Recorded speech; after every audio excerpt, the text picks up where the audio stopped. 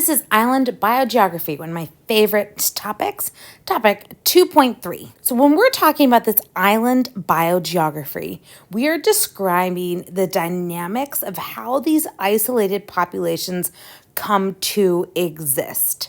So we're going to be looking at primarily islands. So here's an example around Ecuador.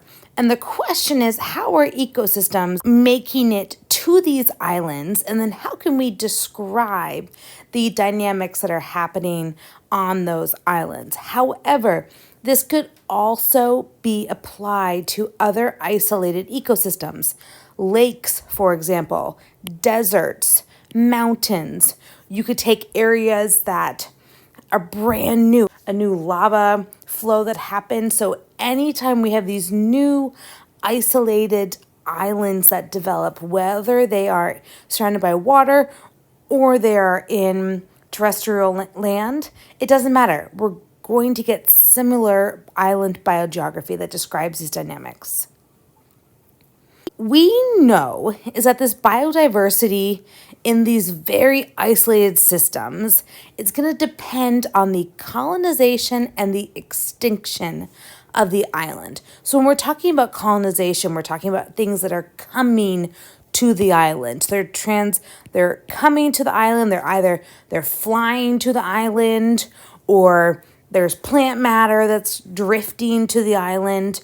But eventually things going to colonize an island. And then when that thing leaves, it's going to go extinct. So think of the Titanic, for example. All right, Titanic ship, it sinks right here. And then humans are able to float to this island. They're able to live on this island for, 3-4 days. So they have just colonized the island by doing that. Now, maybe in 3-4 days they leave. And when they leave, that means that their extinction has happened. We are not talking about extinction all over the globe. We're just talking about extinction on this island. So humans from the Titanic may come and go and come and go and colonize, extinct, back and forth, back and forth, back and forth. So as we mentioned, most islands are coming from volcanoes. They're volcanic islands. They were underwater volcanoes. And when they get big enough, they're going to rise to the surface, break that surface level to become this foreign, unknown piece of rock that is devoid of life. So then our colonization process begins. So the most important piece here is that we have to consider is this is completely, as I mentioned, devoid of life. And over time, more and more and more species are going to find their way to this island. And the question is, how do we determine how many species can take up residence on this island? We have two main factors that determine how many species will immigrate to this island: distance and size. So here's an example. You can see we have a large island here, and we have other small ones. So this one is we'll call that one pretty close, and it's large. So we're going to see that more species are going to be able to immigrate to that island than something that's a lot farther away. Okay, this is a very important slide here. The further an island is from the mainland, the lower the rate of colonization. It's harder to get to, so we're going to have less number of species in our biodiversity. It makes sense because it's going to take a longer time for plant matter to drift there, for insects to be blown there. It's just too far. So this greater isolation means we're going to get less species richness. Here's a great example here.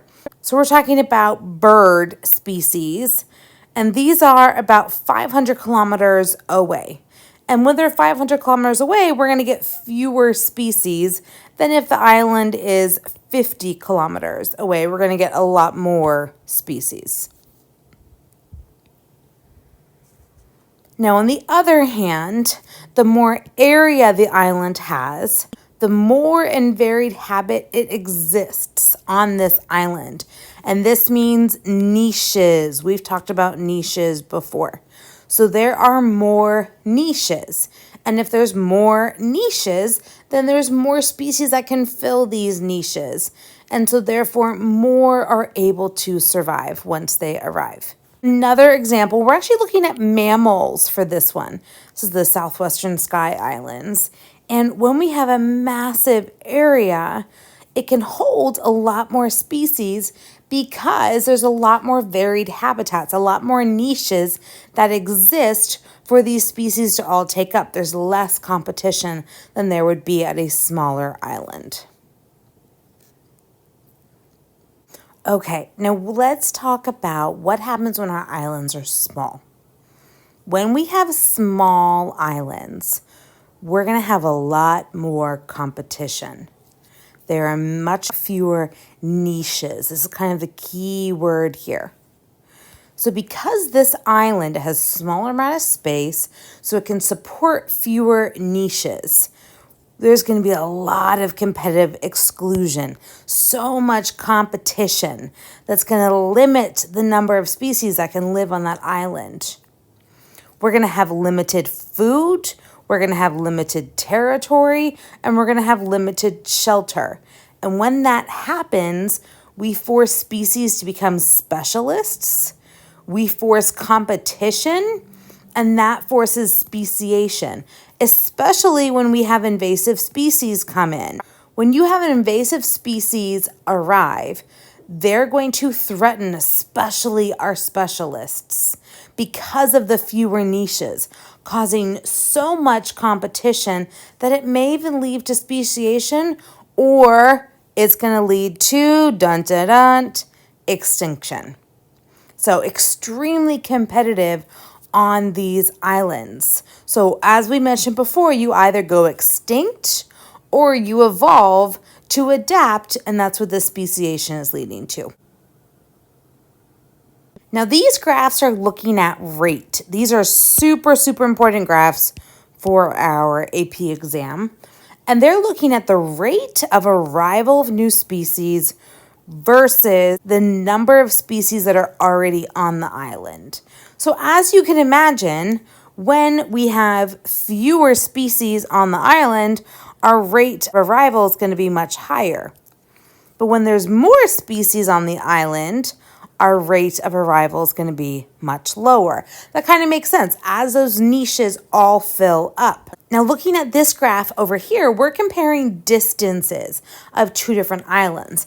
And we can see a near island. Wow, this is going to happen so fast. Our rate of arrival in the beginning is quite high. Even when we're at that 50% capacity point, it's still quite high because it doesn't take that much energy for new species to arrive at this new island. However, islands that are much farther away, look at the difference here. Our rate is a lot lower to get to the far island than it is to get to the near island because of how the distance between the two. So it takes a lot more energy and a lot more random events in order to reach that far island. Now, these graphs here are looking at extinction rate. And remember, this is the extinction rate on the island, not globally, just when does this species no longer exist on the island. So here's our normal extinction rate. As our number of species increases, our rate of extinction also increases. Kind of makes sense. But now we're going to compare two different islands. So I have a small island and I have a large island here. If we remember, these small islands have much fewer niches and therefore a lot more specialists. So when any invasive species comes in, normally a generalist, comes in, it's going to cause extinction to happen much quicker than it would on a large island. So that makes sense then as our number of species increases on a small island, our extinction rate is going to be much higher than it would for our large island. It's super important. We have to remember, large island, this is going to have more niches. I'm going to say lots, where small islands are just going to have few niches. So important when we're talking about extinction rate, because the large islands can handle many more species and are going to have a much lower extinction rate than our small islands will when they're at capacity. Now, these graphs are extremely important because they're going to help us understand the equilibrium point. So right here, this is the equilibrium point for this island. That tells us the number of species that this island can handle. So right here, that's kind of like our perfect amount. This is how many species, or number of species that this island can handle. Beyond that, over here, we're going to have extinction. And before this, we're still going to have room for colonization. So both of those are happening, both the immigration and the colonization. But this point right here is where they're perfectly aligned. Now let's compare this at a closer island versus a farer island. And you can see that when we're talking about location, that our far island can handle fewer species than our near island can. So very important that we understand how to read these. But that equilibrium point, this is the most important piece of this slide. Okay, so now let's look at the size of the island. This would be my equilibrium point for a smaller island. But if I have a larger island, my equilibrium point is farther to the right. So this one here is small, this one here is large. So our large island can handle much more species before we start having extinction happening. And again, it's due to our more niches. So important. All right, let's look at an example here. These are the California Channel Islands.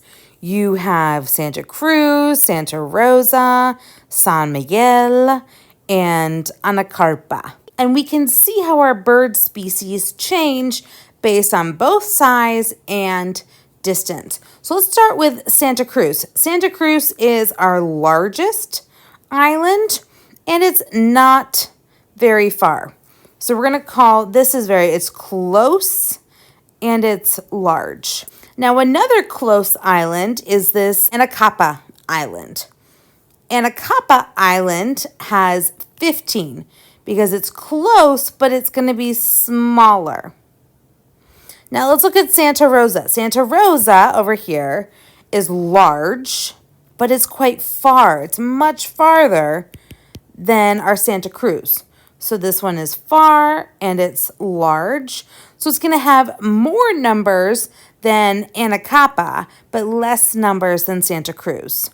And then finally, our smallest here, because it is far and it is small, is San Miguel Island, because it's really hard to get to. And it's really tiny. So therefore, it's going to be much more difficult for species to immigrate to that island. This page wraps everything up for us. Larger distance from the mainland, we're going to have less species arrive. Fewer species that can actually make it there. Larger area, more species because of this word right here. More niches to fill, larger populations, they're more stable.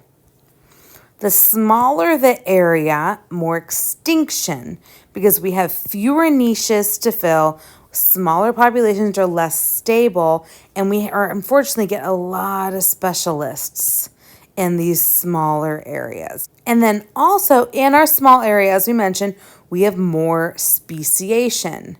That means more species are going to pop up. We have a lot of what we call endemic